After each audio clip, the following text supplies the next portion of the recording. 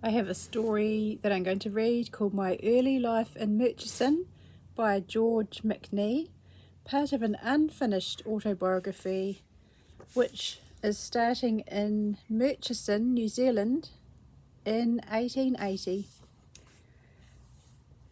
Chapter 1. I was ushered into this world on July 19th, 1880. My birthplace was a small mining township called Hampton. As there was another township of the same name in Otago, that name was changed to Murchison to avoid confusion with the mail. I will refer to it now by Murchison.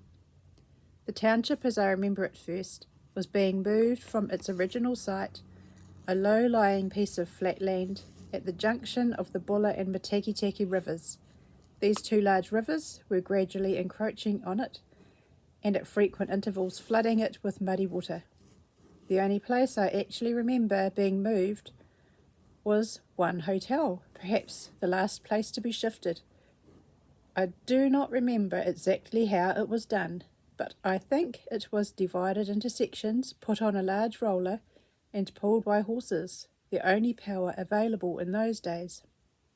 The township was very small. There were 2 hotels, 2 stores, a blacksmith's shop, a cobbler's, and 3 or 4 private dwellings.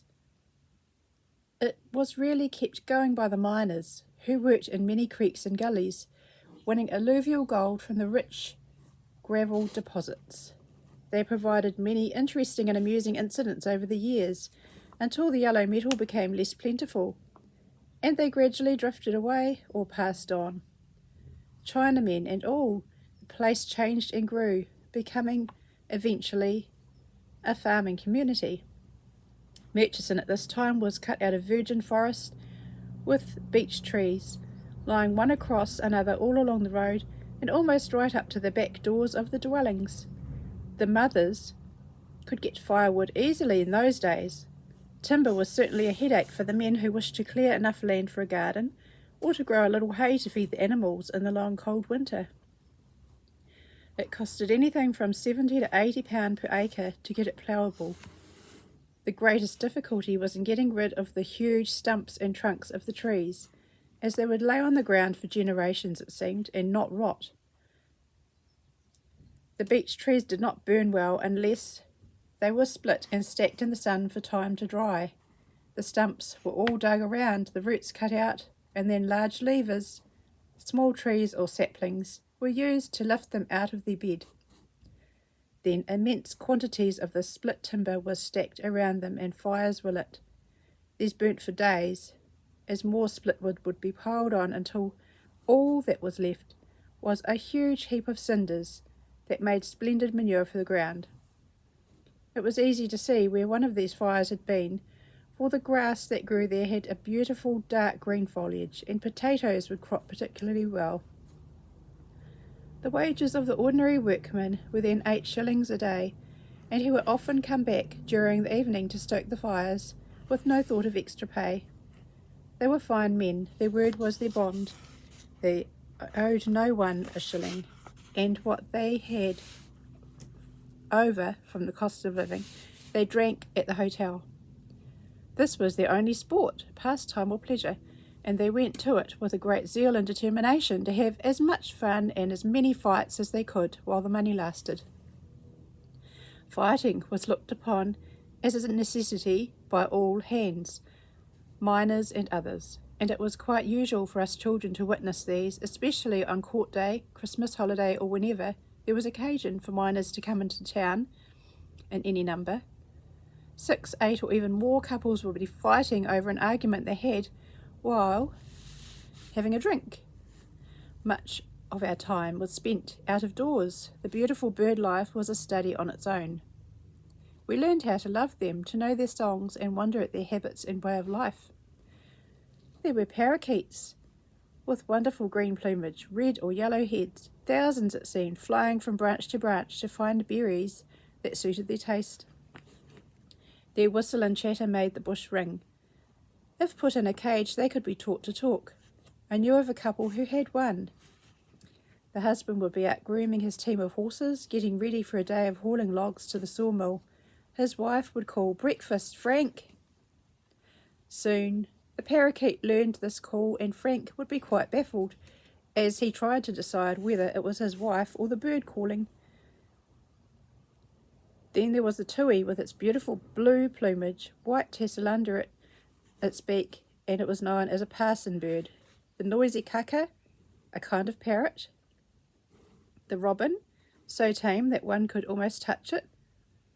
The pigeon, quiet and pretty, it was favoured for making a pot of soup.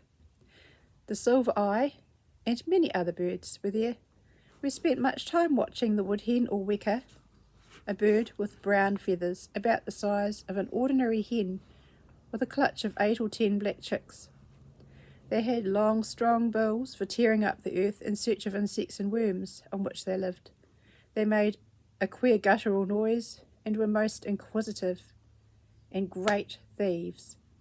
They would take anything shiny, a spoon or fork or a watch. I have heard they would smack a watch against the log or tree, perhaps to find out what was making it tick.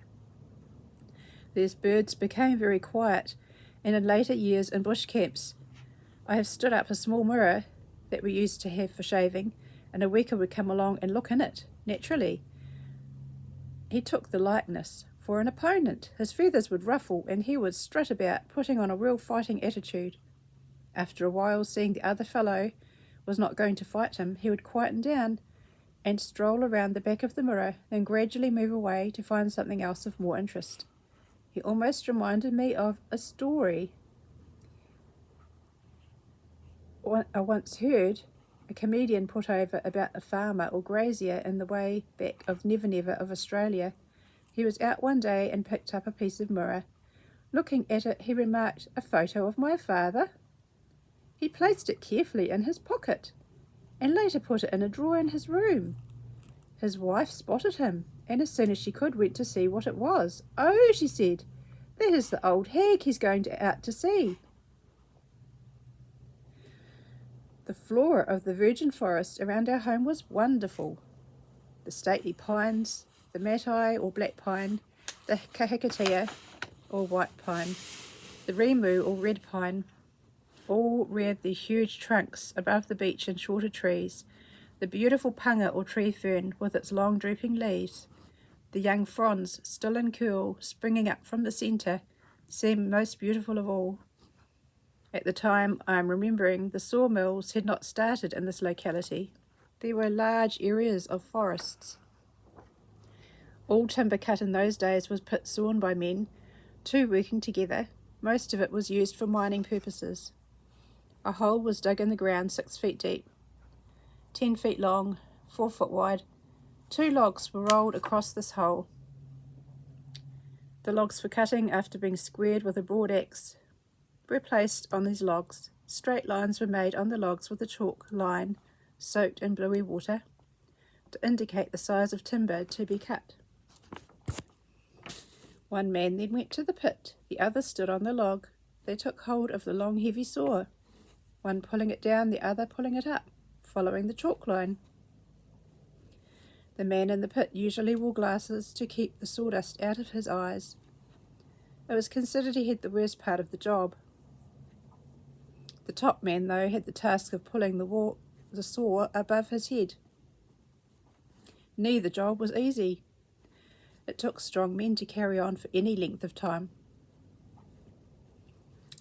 So this book here,